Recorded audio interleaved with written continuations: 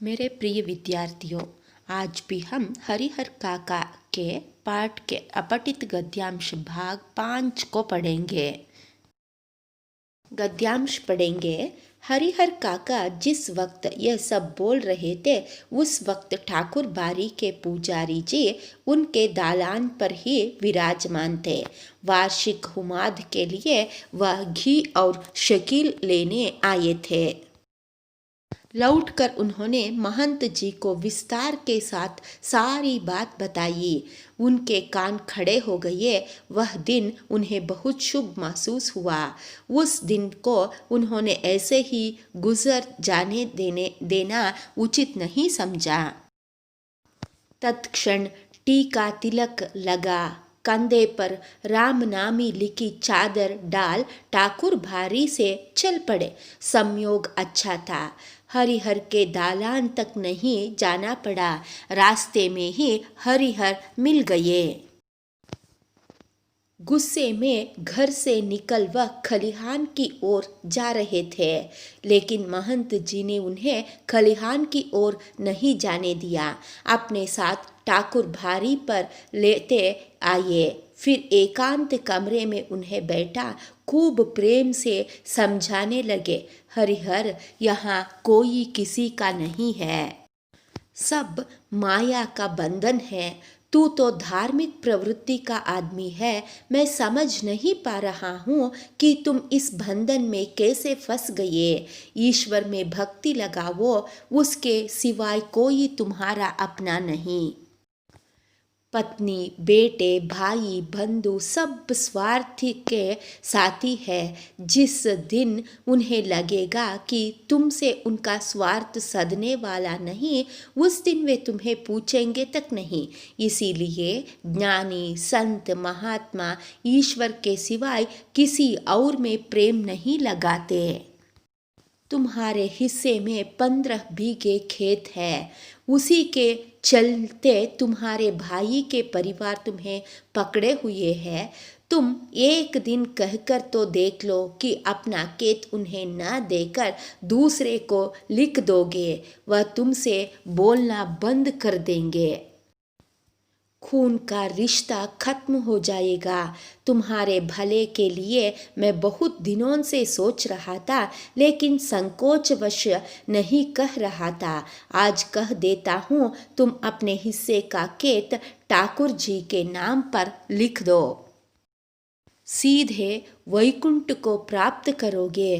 तीनों लोक में तुम्हारी कीर्ति जगमगा उठेगी। जब तक चांद सूरज रहेंगे तब तक लोग तुम्हें याद करेंगे।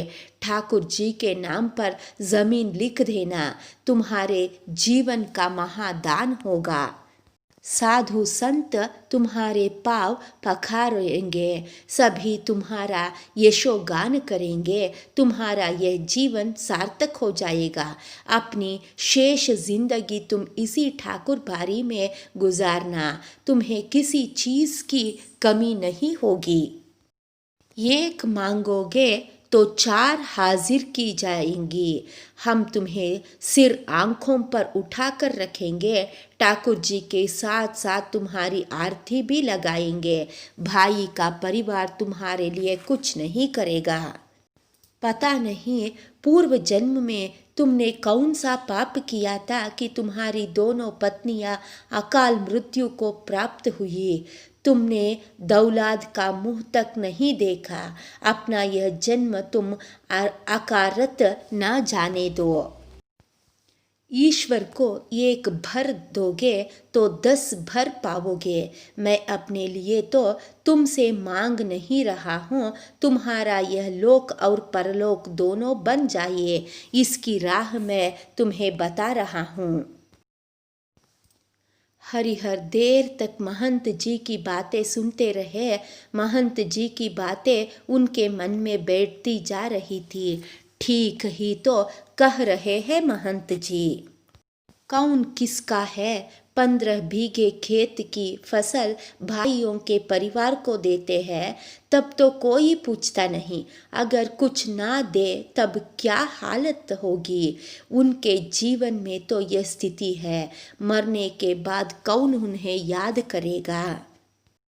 सीधे सीधे उनके खेत हड़प जाएंगे। ठाकुर जी के नाम लिख देंगे तो पुश्तों तक लोग उन्हें याद करेंगे। अब तक के जीवन में तो ईश्वर के लिए उन्होंने कुछ नहीं किया, अंतिम समय तो यह बड़ा पुण्य कमा ले। लेकिन यह सोचते हुए भी हरिहर काका का मुंह खुल नहीं रहा था। भाई का परिवार तो अपना ही होता है, उनको ना देकर ठाकुर बारी में दे देना उनके साथ धोखा और विश्वासघात होगा। अपनी बात समाप्त कर महंत जी प्रतिक्रिया जानने के लिए हरिहर की ओर देखने लगे। उन्होंने मुंह से तो कुछ नहीं कहा, लेकिन उनके चेहरे में परिवर्तित भाव महंत जी की अनुभवी आंखों से छिपे ना रह सके। अपनी सफलता पर महंत जी को बहुत खुशी हुई। उन्होंने सही जगह वार किया है। इसके बाद उसी वक्त ठाकुर बारी के 2 सेवकों को बुलाकर आदेश दिया कि एक साफ सुथरे कमरे में पलंग पर बिस्तरा लगाकर उनके आराम का इंतजाम करें। फिर तो महंत जी के कहने में जितना समय लगा था उससे कम समय में ही सेवकों ने हरिहर काका के मना करने के बावजूद उन्हें एक सुंदर कमरे में पलंग पर जा लिटाया।